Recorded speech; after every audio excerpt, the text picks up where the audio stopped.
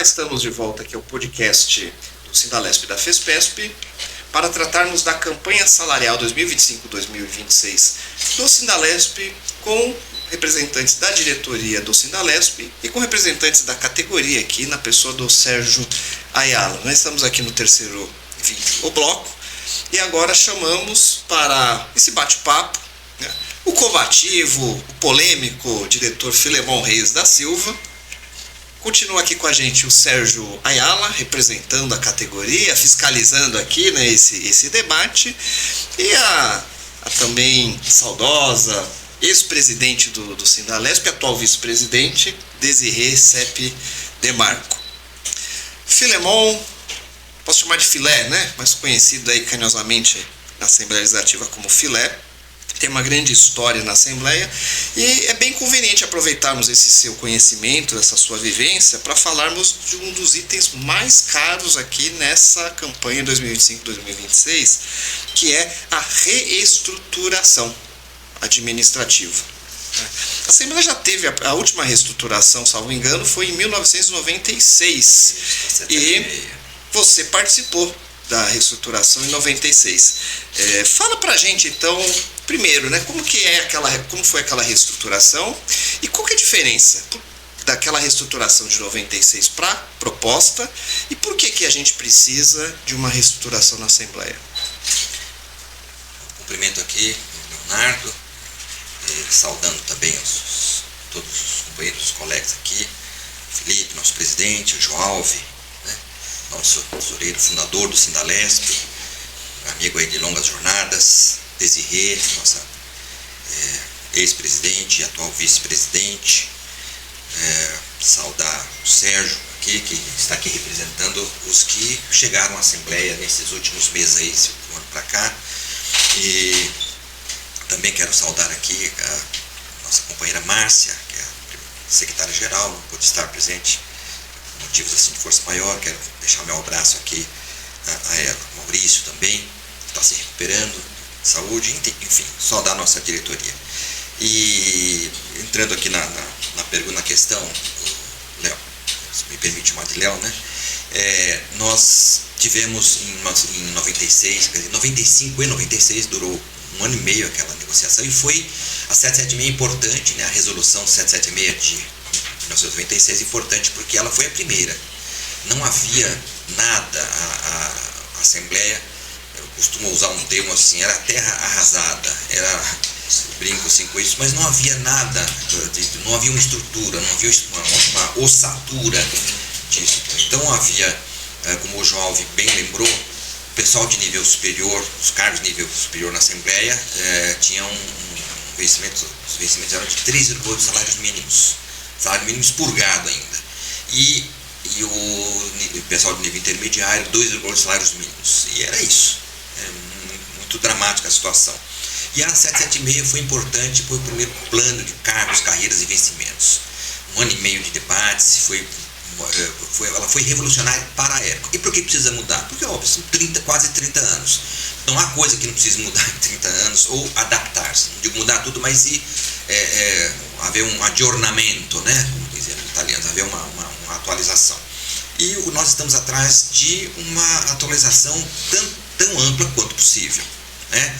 Os conceitos, então as escalas de vencimento, resgatar a situação de alguns antigos servidores que ficaram no meio do caminho por falta de oportunidades, de promoção, e também abrir para os novos, quer dizer, uma escala de vencimentos, uma estrutura que atraia e mantenha esses jovens talentos na casa. Porque nós estamos discutimos nos outros blocos, né, que muitos servidores comparam a Assembleia, a atual estrutura da Assembleia, com outras carreiras do Estado, da União, também do município, e a comparação é manifestamente desigual, né? Até com a Câmara Municipal, que tem uma atividade muito parecida, só que eles têm menos parlamentares, né? Se não me engano, 55 vereadores, né? 55 vereadores na Câmara Municipal. 94 deputados, e atendendo no Estado de São Paulo. Tal. Isso é verdade. A carreira da Câmara, ela é uma carreira mais atraente. Isso eu acho que faz toda a diferença, né? Isso faz diferença não só na perspectiva até de de dignidade do servidor da Assembleia, que se vê aí desigual, não é? E também do ponto de vista de atração. E o próprio servidor da Assembleia, ele acaba não conseguindo ter um colega para auxiliá-lo no trabalho, porque esse colega, ele vem, fica um ano esperando o próximo concurso melhor, e aí ele treina esse colega da Assembleia, aí o colega vai embora, entra outro, ele treina de novo, aí ele espera um ano para outro concurso chamar. Então é um problema cíclico. É uma perda de informações. Não consegue haver um acúmulo, como se diz hoje, não consegue haver uma estabilidade, né? Porque enquanto você não está ali, as pessoas não ficam, não permanecem aqui, não estabiliza o corpo funcional da casa. Eu acho que muitas outras coisas, né, que tem a ver com isso, como por exemplo, né, certamente você trabalhou em vários lugares, né, na Assembleia, né? Conta aí pra gente isso. Eu fui concursado, entrei em 1º de julho de 1986, 1º de julho de 1986, para trabalhar o que hoje seria a SGP, Secretaria Parlamentar, que antes chamava-se Assessoria Técnica da Mesa. Para você ter uma ideia, em 1986 eu fiz o 2º concurso da Assembleia. A Assembleia que existia desde 1947, na configuração depois da redemocratização, né, depois da época de Getúlio Vargas, ela desde 47. Em 86 foi o 2º concurso. Tinha tido em 85 só para cargos operacionais. Então, o 2º concurso. Imagina como era a Assembleia, né? E eu fui para mim, então entrei para trabalhar na ATM, e algo que acontece na Assembleia, agora talvez um pouco menos. A ATM, que hoje é a SGP, Secretaria Parlamentar. Era Assessoria Técnica da Mesa naquela época. E o que acontece, vários colegas aqui, Desirê mesmo, também viveu isso. Os gabinetes, eles vêm com um pessoal, assessoria política do deputado.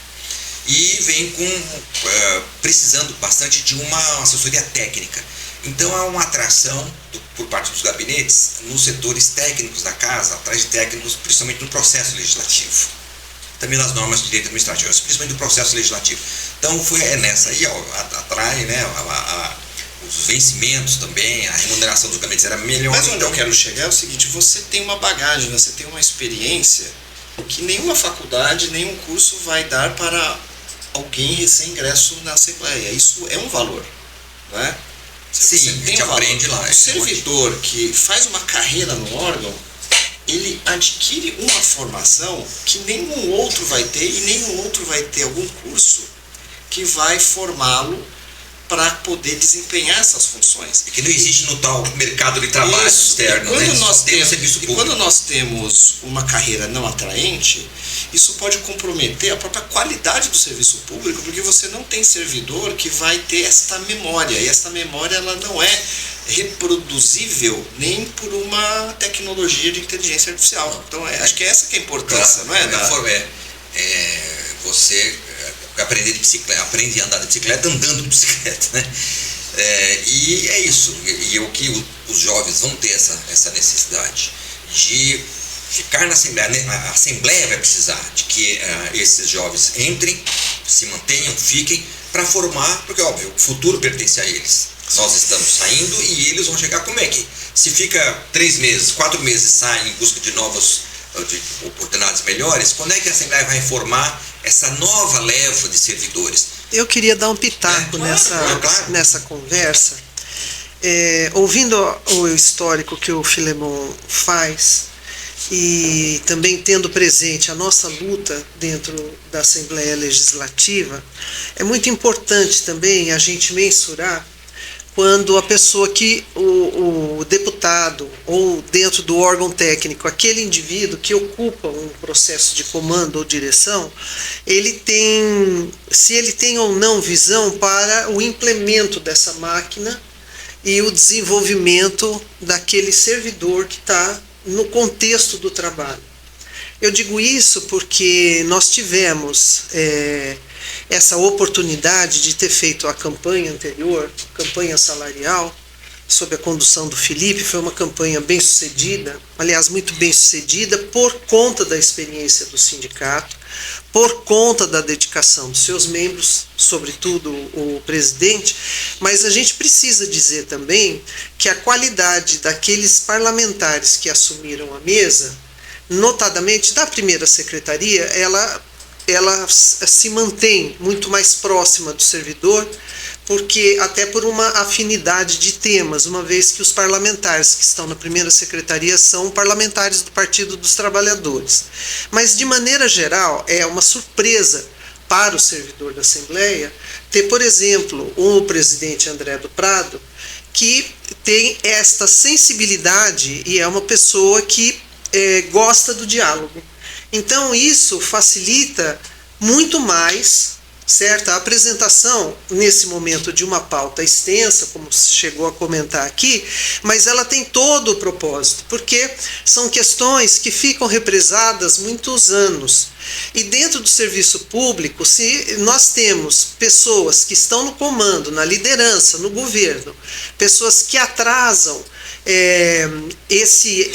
essa relação patrão e empregado, isso vai em desfavor do público, que ocupa o serviço público. No caso da Assembleia, que é um ambiente especializado, nós temos a questão do processo legislativo e temos também a fluência do público que vai na Assembleia lutar pelos seus direitos, né? Nós temos inúmeros companheiros sindicalistas que vão na Assembleia Legislativa na época do Previdência, aumentos salariais, manutenção ou conquistas de direitos, né? E o sindicato é sempre uma referência lá dentro da casa para esses companheiros.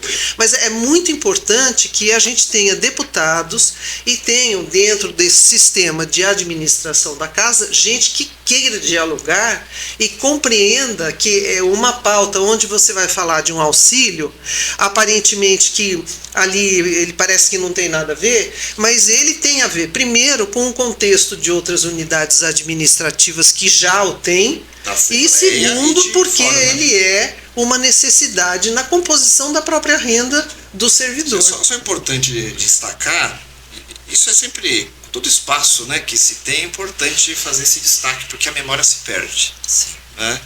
Esse podcast pelo menos vai ficar registrado. Agora, muitas das batalhas do Sindalesp ainda eram numa época sem essa tecnologia. De informação, né? etc. Era a máquina lá de filme, né?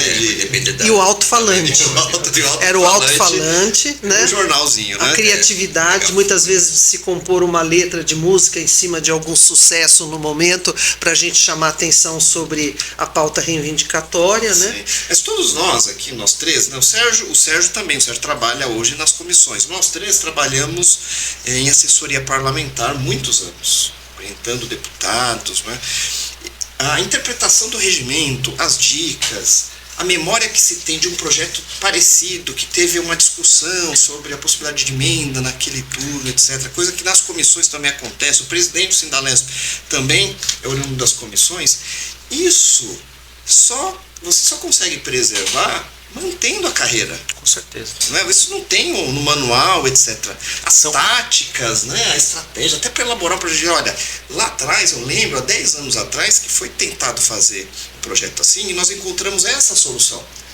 Então é muito importante para o órgão como um todo, né? Nós temos essa possibilidade de servidores profissionais desenvolvidos na vivência, na prática da carreira. No caso, tem coisas que só se aprendem na prática. Tem informações que são transmissíveis apenas na prática, no dia a dia, ali naquele desenrolar, é que você vai saber a solução que já é aplicada há um tempo. E a propósito disso, pessoal, que tem um paradoxo.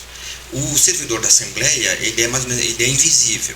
Embora a Assembleia receba vários grupos sociais para debater, para fazer a defesa de suas necessidades junto aos deputados, da sociedade civil, dos outros setores de funcionalismo, e os servidores da Assembleia sustentam a ação dos deputados tecnicamente, mas o servidor da Assembleia é meio que invisível. Quando fala servidor da Assembleia, aí mas por que o servidor da Assembleia? Os próprios deputados, voltados para o público externo, etc., quando fala de algumas necessidades, nós temos o dever institucional, o sindicato, de colocar um holofote no servidor quem é esse servidor legislativo? Então, por isso que algumas das nossas igual árbitro de futebol, né? Só aparece quando erra.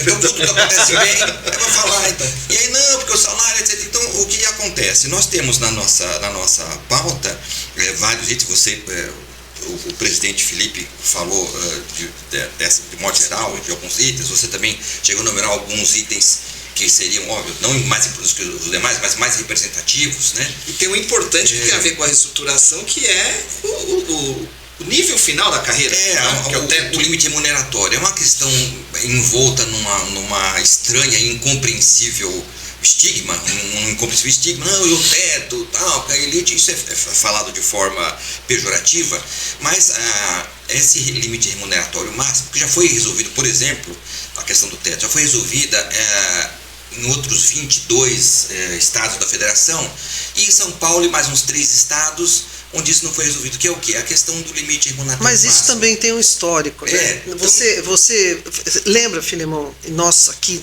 você talvez fosse muito pequeno ou ainda nem existisse. Quando teve a campanha do Fernando Collor, ele fez uma campanha inteira baseada na figura dos marajás. Mistificação. Quer dizer, ele é o marajá máximo, que hoje está com uma coleira no pé, num apartamento de 9 milhões à beira-mar, lá no Alagoas, fazendo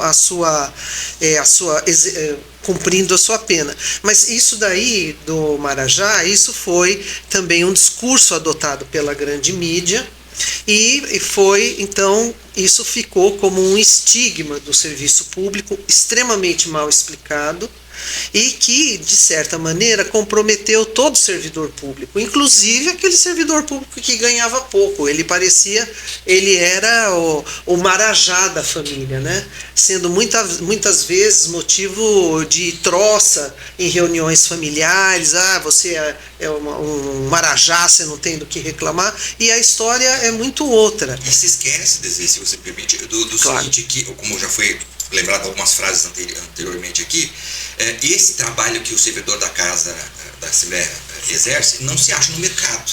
Não tem uma carreira típica. É uma carreira típica. Não tem, uma carreira típica de Estado, deve ser reconhecida como tal, Então, vamos ver o que vem por aí, mas é uma carreira típica de Estado. Então, os vencimentos devem ser vencimentos, né, condizentes com isso, porque são profissionais cujo trabalho ele vem qualificado já no direito constitucional, pelo direito administrativo, pelas outras ramos, né, do conhecimento. Agora, ele vai ampliar o seu conhecimento e vai prestar para o deputado suporte para o deputado atender a sociedade. E aí, na hora de ganhar, mas aí não, a hora do salário, então tem isso.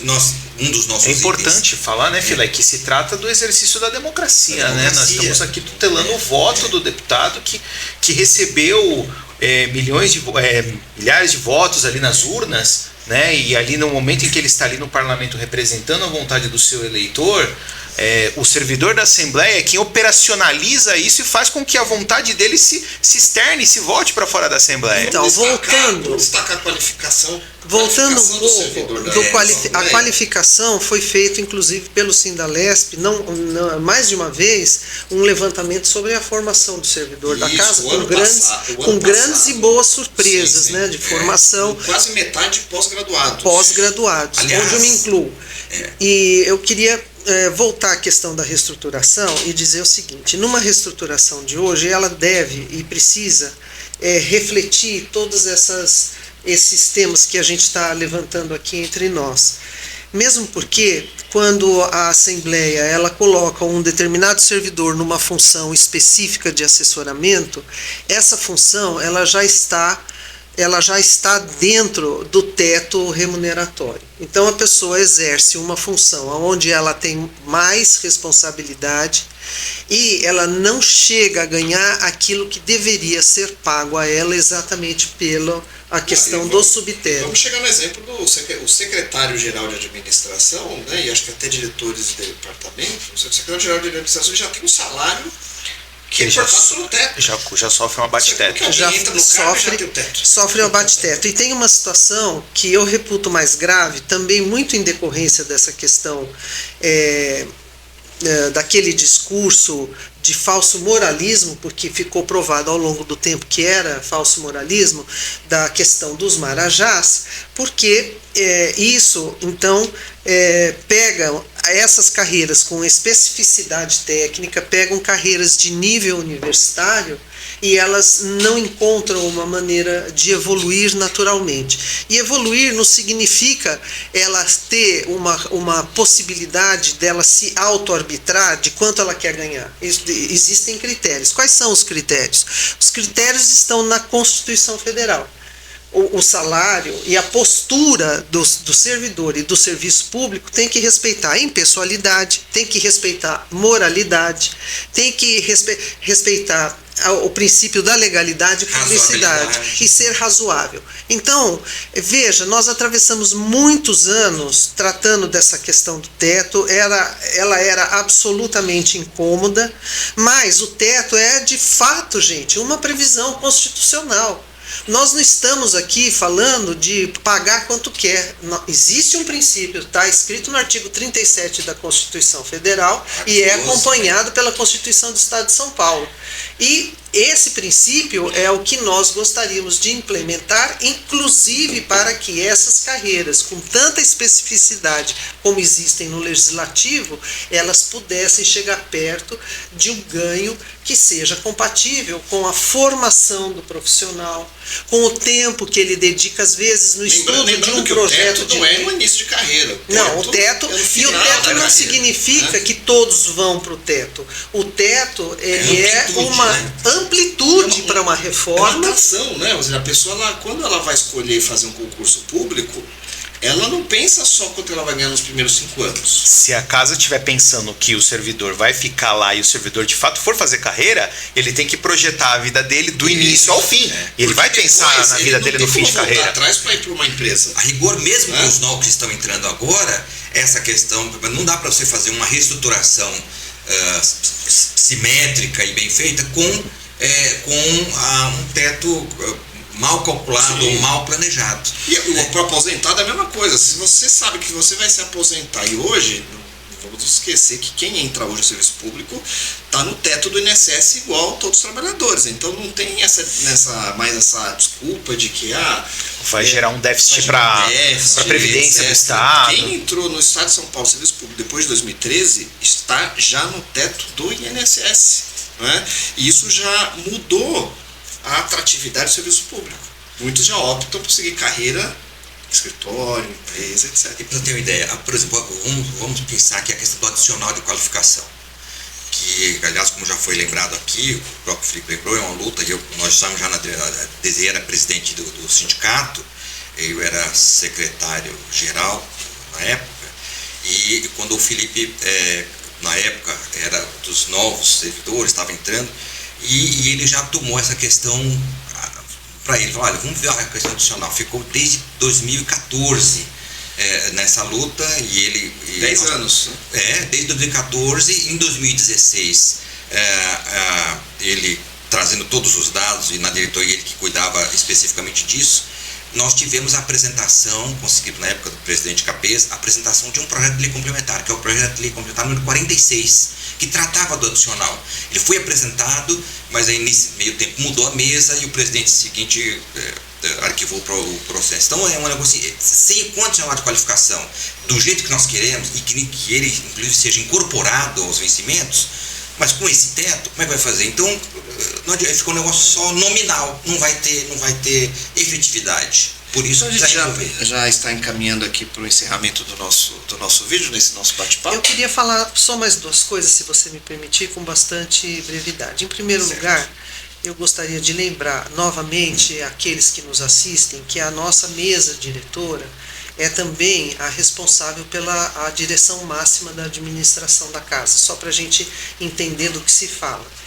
A negociação, ela é, óbvio, uma pauta para os 3 parlamentares que compõem essa mesa, mas ela é destrinchada, esmiuçada pelo primeiro secretário, que hoje é o deputado Maurici. temos o presidente da Assembleia, que é o deputado André do Prado, e temos um parlamentar muito experimentado, que nós não falamos dele aqui nesses programas que nos antecederam, que é o deputado Barros Munhoz. O deputado Barros Munhoz, ele já foi presidente da casa, foi um presidente qualificado, ele foi um presidente que soube compreender algumas questões muito importantes na época da votação da criação da SP-Prev e nos projetos de previdência. Então, ele é uma pessoa que certamente vai compor dentro das suas atribuições, que são mais administrativas na segunda secretaria, mas certamente ele vai examinar essa pauta apresentada pelo Sindalesp com a justeza e o equilíbrio que a pauta demanda. Então eu queria fazer uma saudação aos 3 parlamentares, em nome de todos nós, dos servidores da casa e também da diretoria do Sindalesp, e dizer que houve sim uma falha nessa questão do comportamento salarial, que eu vou citar o exemplo prático para vocês compreenderem. De 2015 a 2022, o servidor da Assembleia, que tem mais anos de casa, que se encontrava nessa situação de teto, ele passou todos esses anos sem ter um único reajuste. Por quê? Porque a classe política não deu a si própria o reajuste. Era o período do governador João Dória, que costumava dar o seu salário, porque ele era um homem milionário e ele não precisava daquela esmola, como ele mesmo falou. Fazia demagogia, ele fazia demagogia com o salário e dizia que dava para instituições de caridade. Então, graças a essa publicidade de uma pessoa que não deu em nada na política, inclusive, certo? Fez um papel horroroso, nós, servidores públicos que estávamos todo dia trabalhando, nós não tivemos um centavo de reajuste.